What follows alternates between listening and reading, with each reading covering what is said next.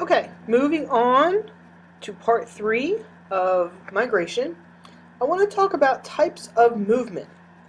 We have cyclic movement, periodic movement, and migratory movement. Cyclic movement is your everyday movement.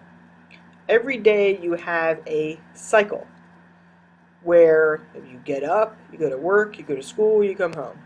You get up, you go to school, you go to work, you go home. You get up, you go to work, you go to school, you go to a friend's house, you go to the bank, you go home. You have a certain cycle that you follow day in and day out. That's your cyclic movement, your daily cyclic movement. Now, if we took that movement and we drew a boundary with it around it, that is your action space. So your action space is the space within which your cyclic movement occurs. And many times that action space can be fairly small, where you could stay, for instance, in one part of town or a 10 square mile radius for days on end without varying from that. So your cyclic movement is your daily movement, and that daily movement occurs within your action space. Now just say you have your daily cyclic movement, but on the weekends you go someplace else. Maybe on the weekends you go out of town. Maybe you visit family. Maybe at winter break you go somewhere, or spring break you go somewhere. That's periodic movement. So periodic movement simply is movement that occurs periodically. So it's not your normal daily routine, but you're not permanently moving. You're just breaking up that cyclic movement for a short period of time. So the assumption is you're going to come home at some point. Migratory movement is when you've actually moved. So when you've actually packed up your stuff, filled out the change of address form, and you moved someplace else. The intention here is that you're not coming home. Doesn't mean you're never going to move again. Doesn't mean that you won't come home. But it's not something like, I'll see you next week type of thing. You're actually permanently, it's considered more of a permanent move. So those are the 3 types of movement. Now there's one particular type of migrant that stands out a little more from all others, and that is a refugee. And there are approximately 15 to 30 million refugees in the world at any one given point in time. Now that may seem like a big difference there, and it is.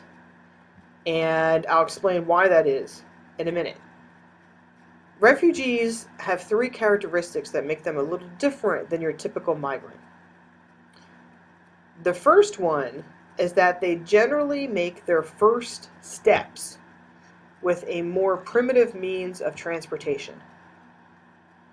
They generally take their first steps with a more primitive means of transportation, meaning they're walking, a boat, maybe riding a bike. Okay.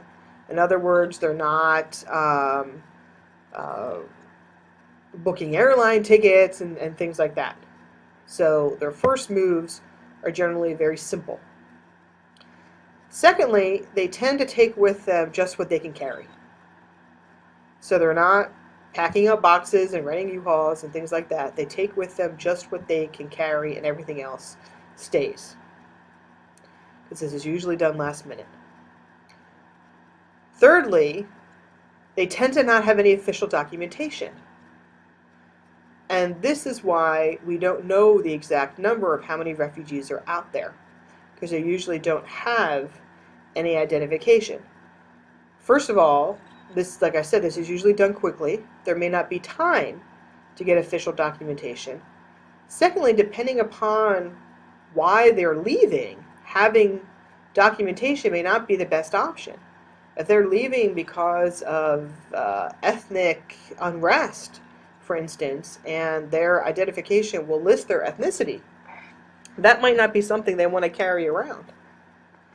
So this is why sometimes if you look at refugee camps, there may be a board outside the camp just full of pictures of who's in the camp to see if anyone can identify people.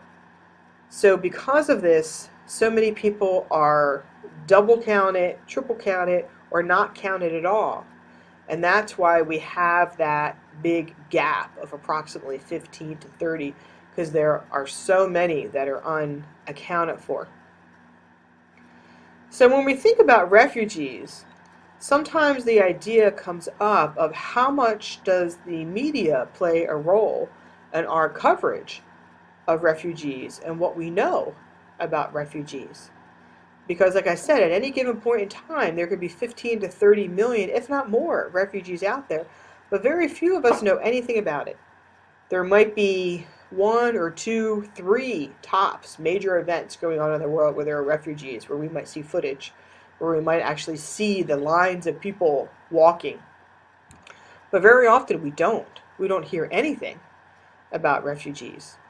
So it brings up the question of what role does the media play, and does it lend us to make reasoned decisions about which people we're going to help, which people we're going to address, should we help? Many times the coverage is strategic, and it can really guide our decisions.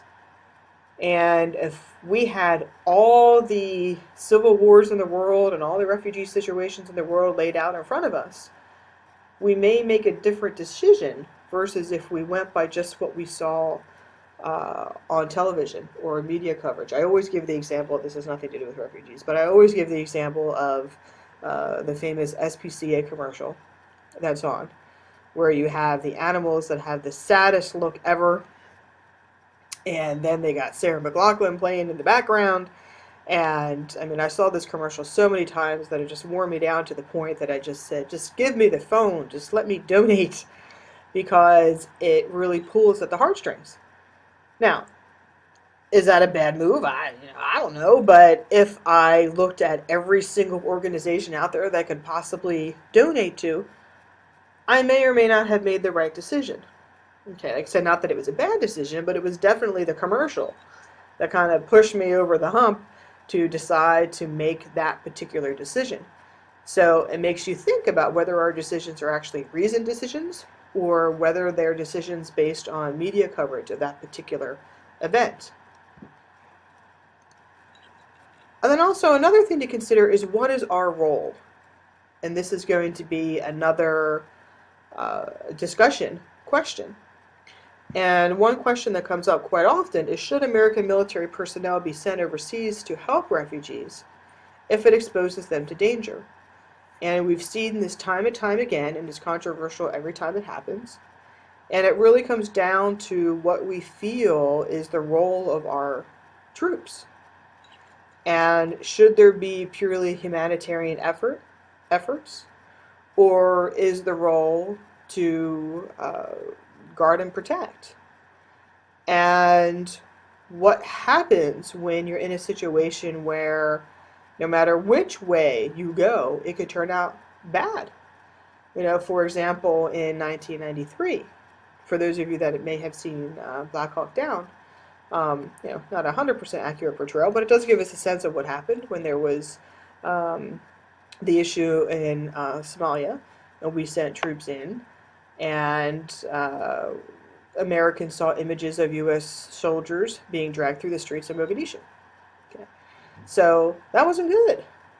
So it was, you know, a lot of backlash. Why did we send the troops? Why did we do this? Why did we do that? And then a year later, we have the crisis in Central Africa, a similar situation where we had the Rwanda incident and the conflict between the Hutus and the Tutsis. For those of you that saw Hotel Rwanda, I relate everything to movies if I can, but again, not 100% accurate portrayal.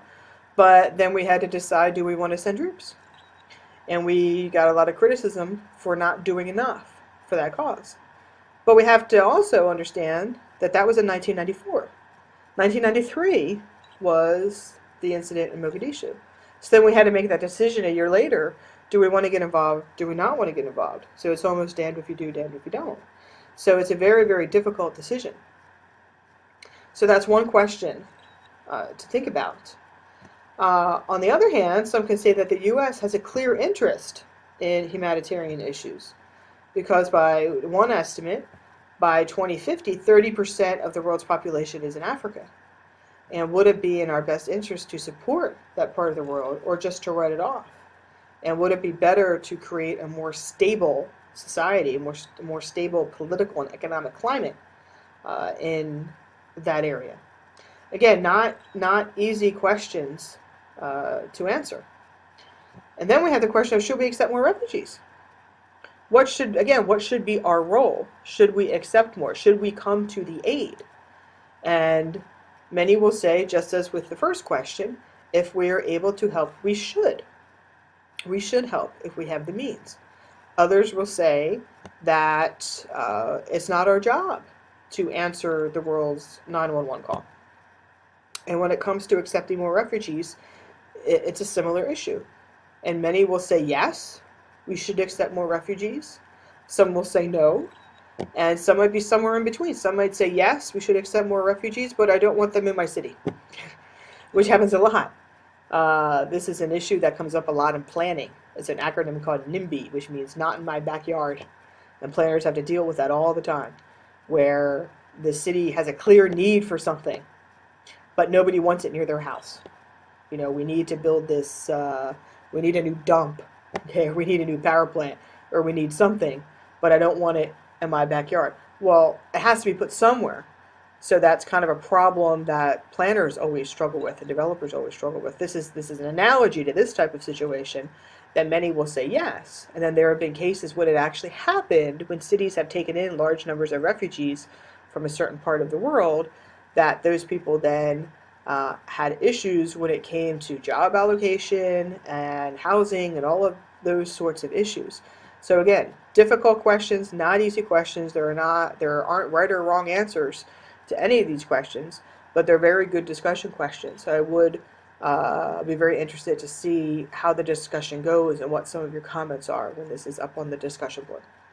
Okay, so this ends the third part of the population / migration PowerPoint.